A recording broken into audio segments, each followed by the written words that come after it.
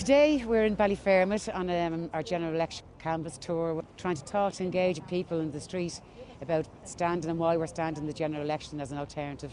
We're getting a very good response actually, and people are wanting to engage in that.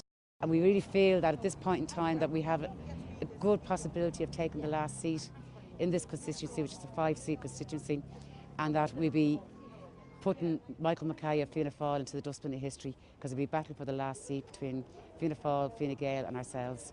So we're really working hard, talking to people and explaining the need for getting the first preference votes out.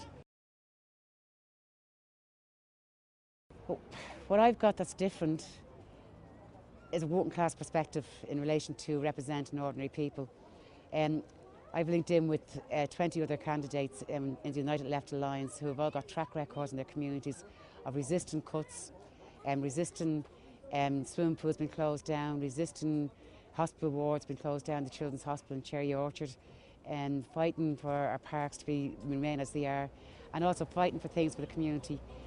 And what we want to do is bring that into the Dáil and have a real opposition in the Dáil, an opposition they've never felt for a long time, of working class voices, saying it for what it is, for the reality of people out here.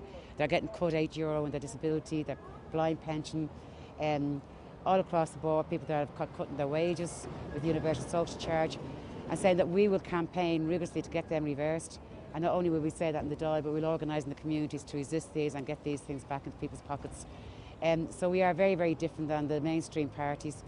All the other parties, Fianna Fáil, Fine Gael and Labour, accept the IMF-EU deal, which implements all these austerity attacks, and it will implement more, but we're saying that it has to be repudiated, along with the IMF death list nearly of privatisation, less access to our health services, less access to our education services. So there really is a lot dependent on this election, and then building a new movement to reflect that.